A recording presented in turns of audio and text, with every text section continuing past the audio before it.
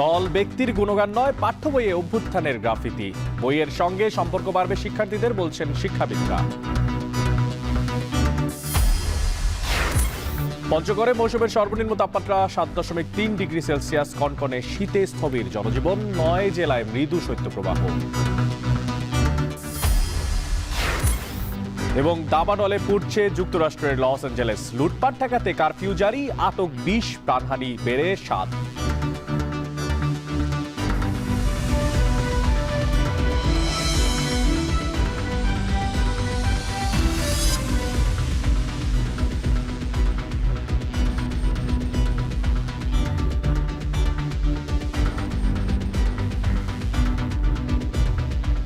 স্বাগত এখন বাণিজ্যে। পুরো আয়োজনে আপনাদের সঙ্গে আছে আমি মশিউর অনেক।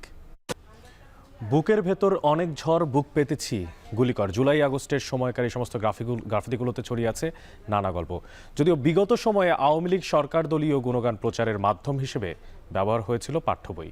শেখ হাসিনার ছবি ও বাণী ছিল অধিকাংশ বইয়ের কভারে। এবার জুলাই গণ অভ্যুত্থানে শিক্ষার্থীদের সেই সমস্ত বাছাই করা আঁকা গ্রাফিতি এবং বিভিন্ন মনীষী কুরআন হাদিসের বাণী যুক্ত করা হচ্ছে পাঠ্য বইয়ে। পাঠ্য বইয়ের সাথে শিক্ষার্থীর সম্পর্ক স্থাপনে এই উদ্যোগ গুরুত্বপূর্ণ ভূমিকা রাখবে বলে মনে করছেন শিক্ষাবিদরা। 24-এর গণ অভ্যুত্থানের সাক্ষী এই সমস্ত গ্রাফিতি সংগ্রহেও পরামর্শ দিচ্ছেন সংশ্লিষ্টরা। বাকি গল্প জানাচ্ছেন ফরহাদ বিন নূর।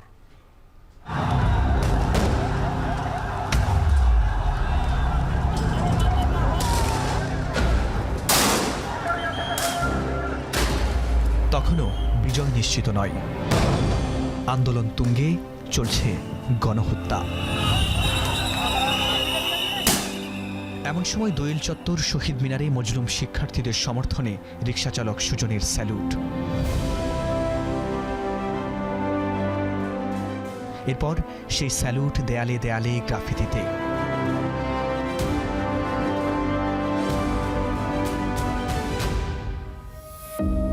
সুযোগ হয়নি স্কুলে পড়বার, তবু সেই স্যালুট সুযোগ করে দিয়েছে পাঠ্য বইয়ের অংশ হবার। 2025 সালের এবারে যে পাঠ্য বই, সেখানে হচ্ছে ওই যে আপনার সেই ঐতিহাসিক স্যালুটের ছবি। মগবাজার মোড়ের এই গ্রাফিতেই 2025 শিক্ষাবর্ষের প্রাথমিক ও মাধ্যমিকের 3টি বইয়ের ব্যাখ্যাভারে রাখা হয়েছে। নির্বিচারে জানি গুলি করে মারছে ছাত্র ভাইদেরকে, সেই জন্য আমি একটা সেলুট দিছি। আমার এই সেলুটের মানে আসছিল কি, যারা ঘরে বসে আছিলেন, যারা ঘরে বসে বসে টিভি দেখতেছেন, আপনারা নেমে যান। সংশ্লিষ্টদের মতে বিগত সময়ে পাঠ্য বইকে আওয়ামী লীগ সরকার দলীয় গুণগান প্রচারের পোস্টারে পরিণত করে। তবে এবার বইয়ের কাভার থেকে শেখ হাসিনার ছবি আর বাণী বাদ দিয়ে দেয়ালে দেয়ালে শিক্ষার্থীদের আঁকা জুলাই গণ অভ্যুত্থানের গ্রাফিতি স্থান পেয়েছে। একই সঙ্গে বিভিন্ন মনীষী ও কুরআন হাদিসের বাণীও। শিক্ষার্থীদের আঁকা অসংখ্য গ্রাফিতির মধ্যে সর্বজনীন মানবিক আবেদন এবং দেশপ্রেম সৃষ্টি করে এমন বাছাইকৃত 40টি গ্রাফিতি প্রাথমিক ও মাধ্যমিকের 90টি বইয়ের ব্যাখ্যাভারে স্থান পেয়েছে। এই যেমন 1971 আর 2024 যে একই সূত্রে গাঁথা, চতুর্থ ও ষষ্ঠ শ্রেণীর ইংরেজি বইয়ের এই গ্রাফিতি তারই কথা বলে। সাম্প্রদায়িক সম্প্রীতির অনন্য দৃষ্টান্ত বাংলাদেশ, এই গ্রাফিতি তারই প্রমাণ। স্বাধীনতা সার্বভৌমত্বে হুমকি এলে সব দল মত যে এক হয়ে যায়, এখানে সেটি স্পষ্ট। এই গ্রাফিটিগুলো হচ্ছে আমাদের এই ছাত্র জনতা গণ অভ্যুত্থানের সবচাইতে শৈল্পিক প্রকাশগুলোর একটি। এই মাধ্যমটিও চমৎকারভাবে মানুষ গ্রহণ করেছে। দেওয়ালে দেওয়ালে সারা দেশে এই অভিনব কাজটি তারা করে ফেলেছে। সুতরাং এটাকে একটা আমাদের স্যালুট জানানো দরকার। এই স্বীকৃতির জন্যই আমরা পাঠ্য বইয়ের পেছনে যে গুলো সর্বজনীন আবেদন সৃষ্টি করেছে, তাদের স্বপ্নের কথাগুলো, আমরা সেগুলোকে বাছাই করে এখানে বইয়ের পেছনে দিয়েছি। জুলাই গণ অভ্যুত্থানে গ্রাফিতি এঁকেছেন এমন কয়েকজন শিক্ষার্থীর সাথে আমাদের কথা হয়। দেয়ালে আঁকা গ্রাফিতি যখন পাঠ্য বইয়ে, তখন তাদের অনুভূতি কি? আগে হচ্ছে গিয়ে আমরা সবসময় শেখ মুজিবুর রহমান, তারপর শেখ হাসিনা, শেখ রাসেলের ছবি সবসময় বইয়ে দেখতাম। আমি দেখতেছি কি, মানে অনেক জায়গা থেকে ওই আর্টগুলো আমাদের বইয়ে লাগানো হয়েছে। এখন ওগুলো দেখে নিজেদের একটা আনন্দ যে আমরা এটা অর্জন করেছি, আমরা যে একটা ভালো কাজ করছি বা একটা বিপ্লবের অংশ ছিলাম, সেটা ইতিহাস থেকে এত তাড়াতাড়ি মুছে যায় নাই।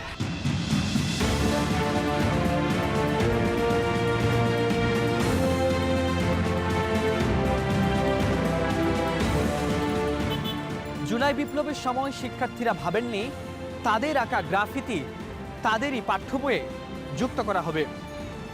অন্তর্বর্তী সরকারের এমন উদ্যোগ শিক্ষার্থীর সঙ্গে পাঠ্য বইয়ের সম্পর্ক স্থাপনে গুরুত্বপূর্ণ ভূমিকা রাখবে বলে মনে করেন শিক্ষাবিদরা। 24-এর গণ অভ্যুত্থানের সাক্ষী এসব গ্রাফিতি সংরক্ষণেরও পরামর্শ সংশ্লিষ্টদের। ফরহাদ বিন নূর, এখন, ঢাকা। আজ পঞ্চগড়ে মৌসুমের সর্বনিম্ন তাপমাত্রা 7.3 ডিগ্রি সেলসিয়াস রেকর্ড করা হয়েছে। দেশের 9 জেলায় বইছে শৈত্যপ্রবাহ। কনকনে হাওয়ায় কাঁপছে মানুষ আর স্থবির হয়ে পড়েছে জনজীবন। চুয়াডাঙ্গায় শীতের তীব্রতায় সবচেয়ে বেশি ভোগান্তিতে পড়েছেন নিম্ন আয়ের মানুষ। প্রচণ্ড ঠান্ডায় যাদের জীবিকার তাগিদে বাইরে বের হতে হচ্ছে তারা পড়েছেন বিপাকে। একই অবস্থা যশোরেও। এদিকে শীতের কারণে সারা দেশেই বাড়ছে ঠান্ডাজনিত রোগ। অনেক হাসপাতালে ভর্তি আছেন ধারণ ক্ষমতার চেয়ে বেশি রোগী। আবহাওয়া অফিস বলছে দেশের 9টি জেলায় শৈত্যপ্রবাহ বইছে। 17 জানুয়ারির পর রাজশাহী, রংপুর, খুলনা সহ সারা দেশে বাতাস ও কুয়াশা বাড়বে। শীত অনুভূত হবে বেশি।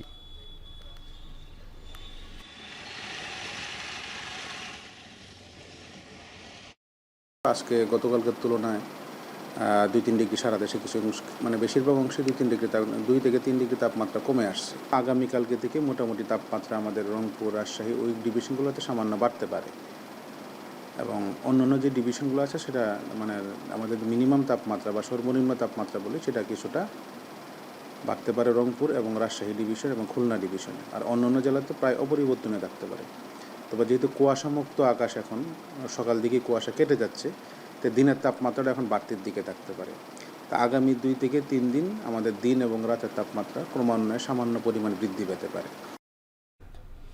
দর্শক, সারা দেশে চলছে শৈত্যপ্রবাহ। যেমনটা বলছিলাম, শীতের আরও খবর জানাতে চুয়াডাঙ্গা থেকে এখন যুক্ত আছেন আমাদের সঙ্গে সহকর্মী অনিক চক্রবর্তী এবং নীলফামারীর সৈয়দপুর থেকে আছেন সহকর্মী আমিরুল বাপি। তবে শুরুতেই আমি অনেক আপনার কাছে জানতে চাই, আমি দেখতে পাচ্ছি রোদ উঠেছে চুয়াডাঙ্গায়, কিন্তু সেখানে শীত কেমন অনুভূত হচ্ছে এবং সেখানে যে খেটে খাওয়া মানুষগুলো তাদেরই বা জীবন ব্যবস্থা কেমন চলছে এই শীতের মধ্যে, জানাবেন।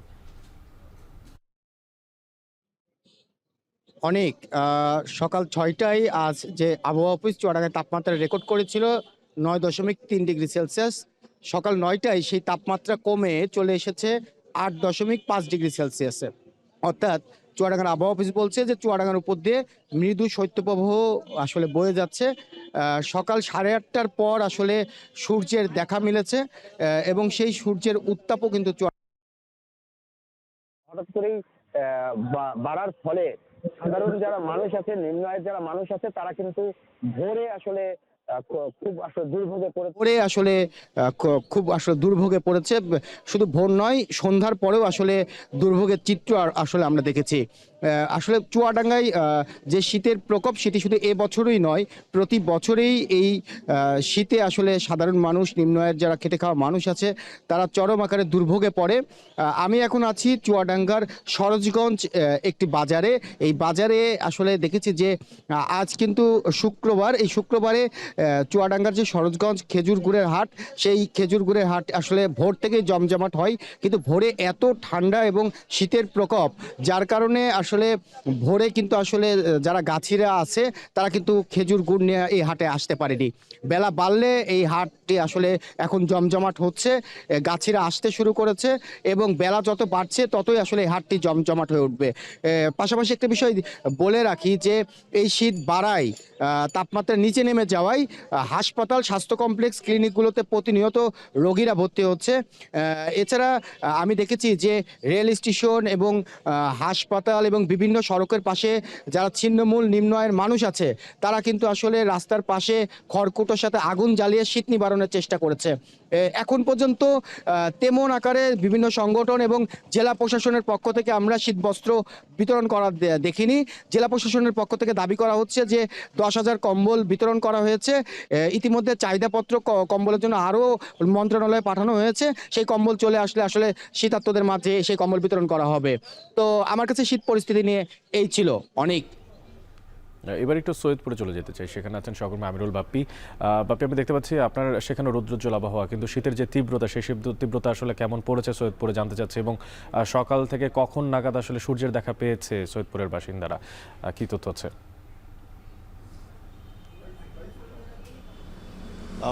অনেক সূর্যের দেখা আসলে আজ মোটামুটি বলা চলে যে সকাল থেকে 8টার পরপরই এই সূর্যের দেখা মিলেছে এবং এখন 10টার একটু বেশি বাজে।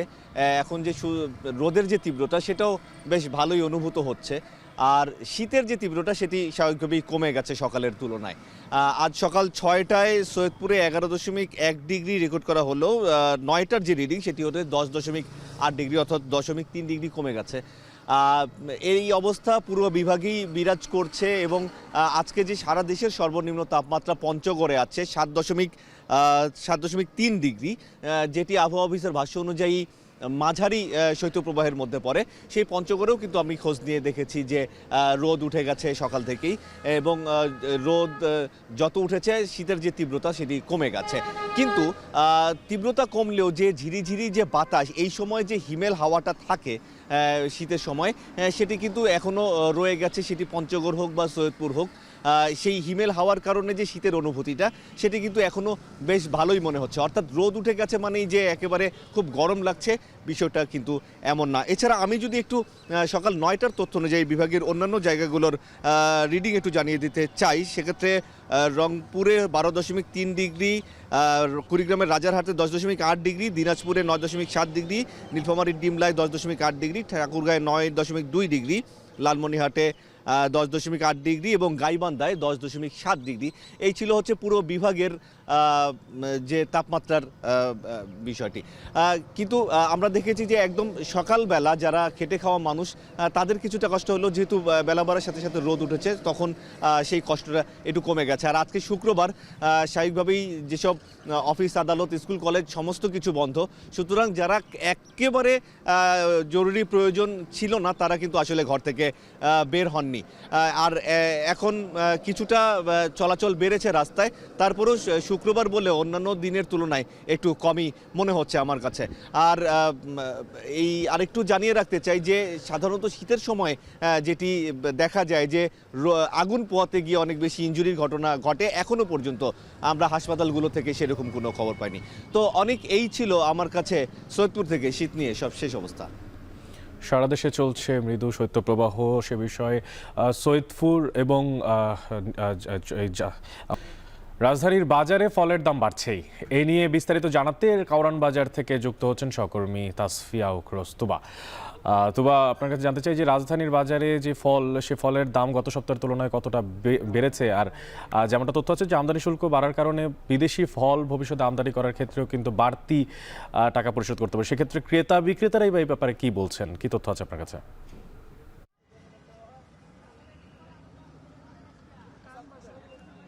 অনেক, আপনি যেমনটা বলছিলেন, গতকাল কিন্তু এনবিআর প্রজ্ঞাপন জারির মাধ্যমে বেশ কিছু পণ্যের উপর আমদানি শুল্ক বাড়িয়েছে এবং যার প্রভাব কিন্তু আমরা আজ সকালেই বাজারে দেখতে পেয়েছি। আমরা ক্রেতা বিক্রেতাদের সাথে কথা বলেছি এবং ফলের বাজার ঘুরে দেখেছি এবং ফলের বাজার ঘুরে আসলে আমরা যা দেখলাম যে বিদেশি যে ফলগুলো রয়েছে সেগুলোর দাম বেশ বৃদ্ধি পেয়েছে। যেমন আমি এই কমলা দেখতে পেয়েছি যে 220 থেকে 30 টাকায় বিক্রি হচ্ছে, যা গত সপ্তাহে এমনকি গত রাতেও কিন্তু যার দাম আসলে কম ছিল। এবং আপেলও তেমন, আপেলের দামও আমরা দেখতে পেয়েছি যে 260 থেকে 280 টাকায় আজ সকালে বিক্রি হচ্ছে, যা গত সপ্তাহে 220 থেকে 230 টাকায় বিক্রি হয়েছিল। এবং এই অভিযোগ কিন্তু আমরা ক্রেতাদের মধ্যেও দেখতে পেয়েছি যে ক্রেতারা বলছেন যে গত সপ্তাহের তুলনায় আজকের ফলের বাজারে এসে তারা ফলের দামের বেশ পার্থক্য লক্ষ্য করছে এবং এই ফলের দাম কিন্তু বেশ বৃদ্ধি পেয়েছে এবং বিক্রেতারা আসলে সেই কথাই আমাদেরকে বলেছেন যে ফলের দাম বৃদ্ধি পেয়েছে। অর্থাৎ আমদানিকৃত যে ফলগুলো আছে সেগুলো বাজারে আসার আগেই কিন্তু আমরা দেখতে পাচ্ছি যে বেশ কিছু ফলের দাম বৃদ্ধি পেয়েছে এবং ক্রেতারা আসলে এ বিষয়ে আশঙ্কা প্রকাশ করছে যে সামনের পরবর্তী দিনগুলোতে কিন্তু ফলের দাম আরও বৃদ্ধি পাবে এবং এই আমদানি শুল্ক আরোপ করার ফলে নিম্ন এবং মধ্যবিত্ত শ্রেণী যারা রয়েছে তাদের উপর আসলে কিছুটা চাপ পড়বে।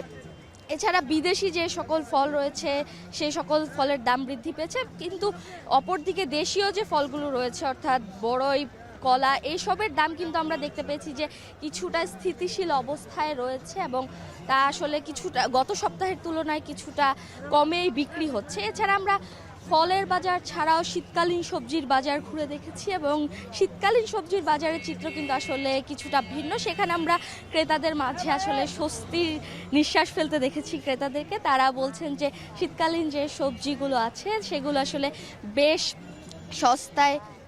সস্তায় বিক্রি হচ্ছে। সব কিছু নিয়ে যদি আমি আসলে বলতে চাই যে আমদানি শুল্ক বৃদ্ধির ফলে আমরা ফলের বাজারে আসলে দেখতে পেয়েছি যে বিদেশি ফলগুলোর দাম বৃদ্ধি পেয়েছে, যার ফলে আসলে ক্রেতারা আসলে কিছুটা শঙ্কায় আছে যে পরবর্তী সময়গুলোতে নিম্ন এবং মধ্যবিত্ত শ্রেণীর উপর তা কিছুটা প্রভাব ফেলবে। অনেক তাসফিয়া উকরোস তুবা যুক্ত ছিলেন কারণ বাজার থেকে, জানাচ্ছিলেন ফলের সবশেষ দরদাম।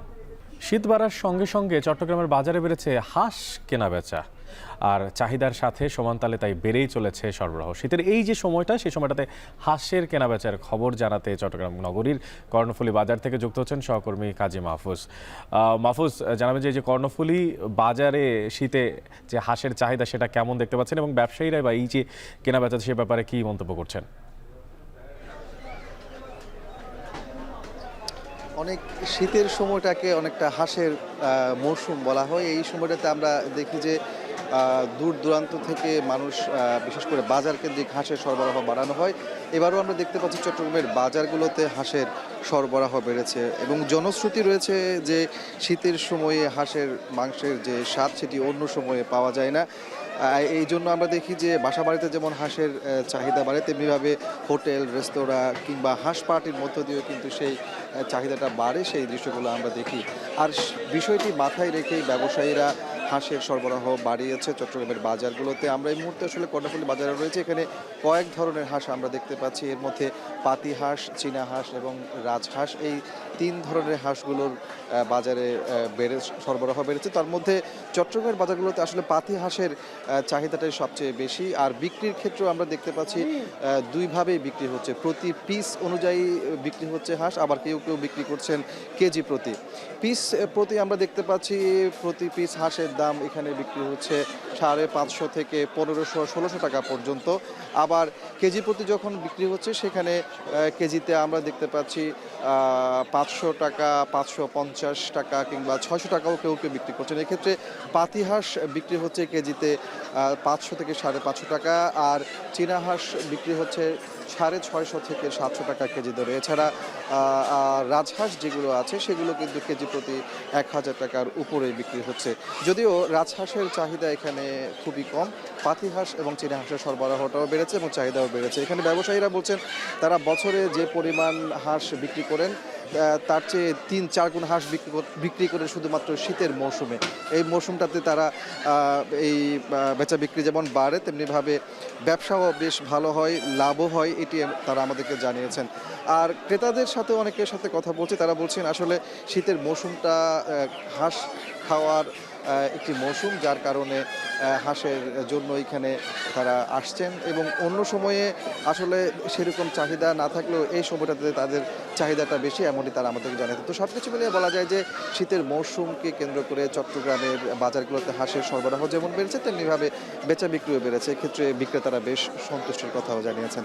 এ ছিল আমার কাছে চট্টগ্রামের কর্ণফুলী বাজার থেকে হাঁস বেচা কেনা এবং চাহিদার সবশেষ। অনেক সহকর্মী কাজী মাহফুজ যুক্ত ছিলেন চট্টগ্রামের হাঁসের বাজার থেকে, জানাচ্ছিলেন হাঁসের সেখানে সবশেষ দরদাম। ভাপা পিঠা নাকি চিতই পিঠা, কোন পিঠা আপনার পছন্দের? আসলে শীত এলেই আবহন বাংলায় হরেক রকমের পিঠাপুলির আয়োজন শুরু হয়, আর এরই ধারাবাহিকতা এবার সিলেটের একটি স্কুল প্রাঙ্গণে চলছে দিনব্যাপী পিঠা উৎসব। আর বিস্তারিত জানাতে যুক্ত হচ্ছেন সহকর্মী সন্দীপন শুভ। শুভ, পিঠা উৎসবের খবর জানছিলাম, তো সবশেষ অবস্থা জানাবেন, আর উৎসবের কত রকমের পিঠার আয়োজন রয়েছে এবং পাশাপাশি এই উৎসবে আপনার কোন পিঠা সবচেয়ে বেশি পছন্দ হয়েছে সেটাও জানাবেন।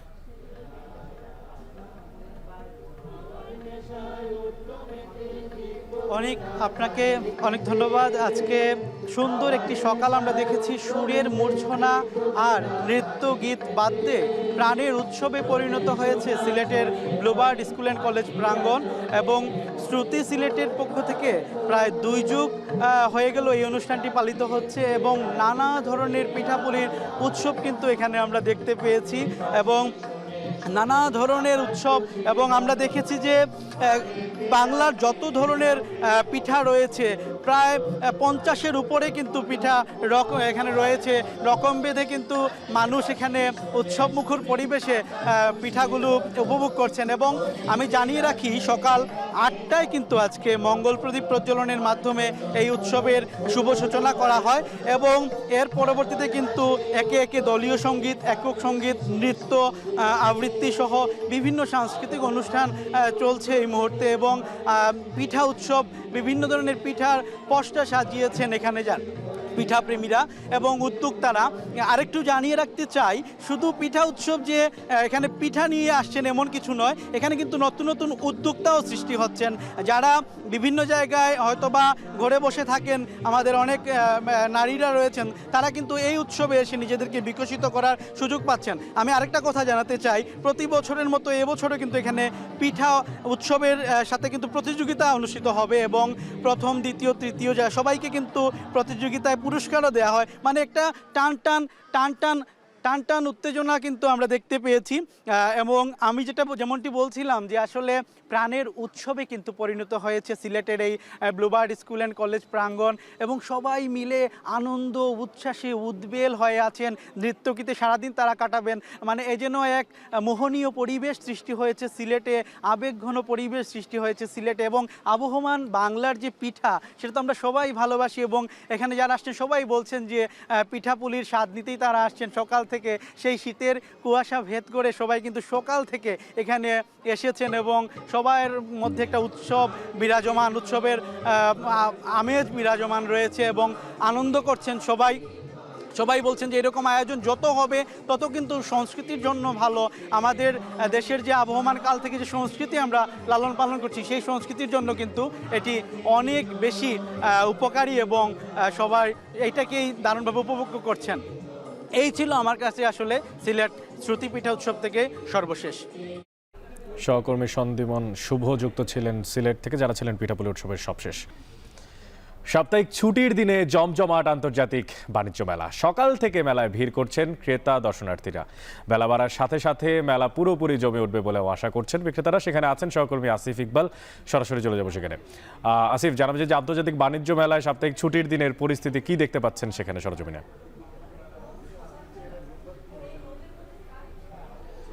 অনেক বাণিজ্য মেলার কিন্তু গেট একটু আগেই খুলেছে, অর্থাৎ 10টার দিকে গেটটি খুলেছে, এবং যেটি বলছিলেন আজকে কিন্তু ছুটির দিন। 19তম বাণিজ্য মেলার শুরু থেকেই আমরা যেটি দেখেছি যে বাণিজ্য মেলার যেই আসরটি ওইভাবে কিন্তু জমে ওঠেনি, এবং লোকজন কিন্তু আসলে তুলনামূলক কম ছিল। তার পেছনে আসলে দায়ী করা যেতে পারে বৈরী আবহাওয়া, আর যেটি সচরাচর সবাই অভিযোগ করে থাকেন যে ঢাকার প্রাণকেন্দ্র থেকে মেলাটি কিন্তু একটু দূরে। সেই কারণগুলো কিন্তু সবসময় থাকে, এবং সেই কারণেই কিন্তু আসলে মেলার শুরুতে কিন্তু জনসমাগম তুলনামূলক কম ছিল, এবং পরবর্তীতে জনসমাগম বাড়লেও বেচাকিনির যেই অবস্থা সেটি কিন্তু খুব একটা ভালো ছিল না। কিন্তু আজকে মেলার দ্বিতীয় শুক্রবার কিন্তু এসে দেখা যাচ্ছে যে মেলার গেট একটু আগেই খুলেছে, কিন্তু এর মধ্যেই কিন্তু দর্শনার্থীরা মেলায় প্রবেশ করতে শুরু করেছে। আমরা দেখতে পাচ্ছি যে মূল গেটটি দিয়ে কিন্তু স্রোতের মতো মানুষজন ঢুকছে, এবং মেলার বিভিন্ন প্রান্তে কিন্তু ছড়িয়ে পড়ছে। এবং আমরা বিক্রেতাদের সাথে কথা বলেছি, তারা যেটি বলছেন যে মেলাটি এই পূর্বাঞ্চলে মেলাটি শিফট হওয়ার পর থেকে প্রত্যেকবারেই যেই ট্রেন্ডটি দেখা যাচ্ছে যে মেলার শুরুতে মেলা জমতে কিছুটা সময় নেয়, এবং পরবর্তীতে মেলার মানে মাসের মাঝামাঝি সময়টাই কিন্তু মেলাটি আসলে জমে।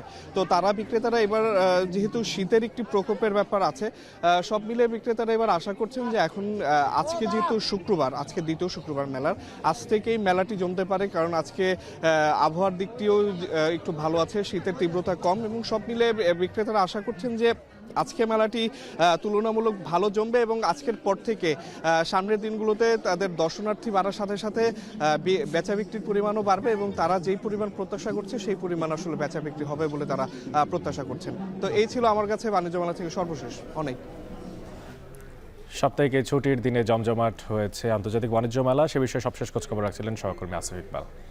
ইতিহাসের ভয়াবহ দাবানলে পুড়ছে যুক্তরাষ্ট্রের লস অ্যাঞ্জেলেস। এরই মধ্যে প্রাণহানি বেড়ে দাঁড়িয়েছে 7 জনে। আর্থিক ক্ষতি ছাড়িয়েছে $5,000 কোটি। শুধু প্যালিসেভডনে এর ইটনে আগুন গ্রাস করেছে 30,000 একরের বেশি এলাকা। এদিকে ভয়াবহ দাবানলের মধ্যেই চলছে লুটপাট। পরিস্থিতি সামাল দিতে শহরে জারি করা হয়েছে কারফিউ, আর এরই মধ্যে লুটপাটে জড়িত সন্দেহে কমপক্ষে 12 জনকে আটকও করা হয়েছে। নাফিয়া আরমান মনন জানাবেন বাকিটা। ক্যালিফোর্নিয়া অঙ্গরাজ্যে সমুদ্র ঘেঁষা স্যান্টা মনিকা থেকে মালিবু পর্যন্ত বিস্তৃত অভিজাত এলাকা প্যালিসেডস, যেখানে দৃশ্যায়ন হয়েছে বিভিন্ন চলচ্চিত্র। রয়েছে টেলিভিশন ও সঙ্গীতাঙ্গন সহ অসংখ্য হলিউড তারকার বিলাসবহুল বাড়ি। লস অ্যাঞ্জেলেসের পশ্চিমে শুধু এই প্যালিসেডসে 17,000 একরের বেশি এলাকা গ্রাস করে নিয়েছে দাবানল। পুড়ে ছাই প্যারিস হিলটন, বিলি ক্রিস্টাল, জেনিফার গ্রের মতো তারকার বাড়িসহ 10,000-এর বেশি স্থাপনা। প্যালিসেডস ও ইটন সহ লস অ্যাঞ্জেলেসের সবচেয়ে বড় 2 দাবানলে প্রতিনিয়তই বাড়ছে পরিধি। যদিও নিয়ন্ত্রণে আনা যায়নি কোনো প্রকার দাবানল। প্রাণে বাঁচতে বাড়ি ছেড়ে সরে গেছেন প্রায় 4 লাখ মানুষ। Had just come from my family home where my mother lives. That was burned to a crisp, so that was the initial shock value. And then I came up to my home and same thing. It's দাবানলের খবর সংগ্রহ করতে গিয়ে যুদ্ধকবলিত অঞ্চলের সঙ্গে আধুনিক শহর loss অ্যাঞ্জেলেসের পার্থক্য পাচ্ছেন না সংবাদকর্মীরা। এদিকে দাবানলের সুযোগে চলছে বেপরোয়া লুটপাট, যা প্রতিরোধে সকাল 6টা থেকে সন্ধ্যা 6টা পর্যন্ত শহরটিতে জারি করা হয়েছে কারফিউ। ইতোমধ্যে বেশ কয়েকজনকে আনা হয়েছে আইনের আওতায়। অপরাধীদের কাউকে ছাড় দেওয়া হবে না বলে আশ্বস্ত করেছেন লস অ্যাঞ্জেলেসের পুলিশ প্রধান। We had a number of looting arrests throughout the entire county region. That is unacceptable behavior, so we don't continuously victimize the people who have already been victimized, who have lost their homes. আগুনের যে ভয়াবহতা তা নিয়ন্ত্রণে fire সার্ভিসের বড় দলও প্রয়োজনের তুলনায় কিছুই নয়। আগুন নেভাতে কম পড়ছে পানীয়, তাই পরিস্থিতি নিয়ন্ত্রণে বেগ পোহাচ্ছেন 7,500 দমকল কর্মী। এমন পরিস্থিতিতে ক্ষতি পুষিয়ে উঠতে আগামী 180 দিন পর্যন্ত শতভাগ আর্থিক সহায়তার ঘোষণা দিয়েছেন president Joe Biden. Today I'm announcing that the federal government will cover 100% of the cost for 180 days. This is going to pay for things like debris and hazard material removal, temporary shelters, first responders' salaries, and all necessary measures to protect life and property. স্থানীয় সময় বৃহস্পতিবার পর্যন্ত বাতাসের তীব্রতা বেশি থাকবে বলে পূর্বাভাস দিয়েছে যুক্তরাষ্ট্রের আবহাওয়া দপ্তর। তাই শীঘ্রই দাবানল নিয়ন্ত্রণে আসবে না বলে ধারণা করছেন বিশ্লেষকরা। জেপি মর্গানের বিশ্লেষণ বলছে দাবানলের আর্থিক ক্ষতি ছাড়িয়েছে $5,000 কোটি। আকুওয়েদারের ক্ষেত্রে যা $13,500 কোটি পৌঁছেছে। নাফিয়া আরমান মনন, এখন বিশ্ব। শেষ করছি এখন বাণিজ্য, তবে তার আগে শিরোনামগুলো জানিয়ে দেব আরও একবার। দল ব্যক্তির গুণগান নয়, পাঠ্য বইয়ে অভ্যুত্থানের গ্রাফিতি বইয়ের সঙ্গে সম্পর্ক বাড়বে শিক্ষার্থীদের, বলছেন শিক্ষাবিদরা। পঞ্চগড়ে মৌসুমের সর্বনিম্ন তাপমাত্রা 7.3 ডিগ্রি সেলসিয়াস, কনকনে শীতে স্থবির জনজীবন, 9 জেলায় মৃদু শৈত্যপ্রবাহ। এবং দাবানলে পুড়ছে যুক্তরাষ্ট্রের লস অ্যাঞ্জেলেস, লুটপাট ঠেকাতে কারফিউ জারি, আটক 12, প্রাণহানি বেড়ে 7।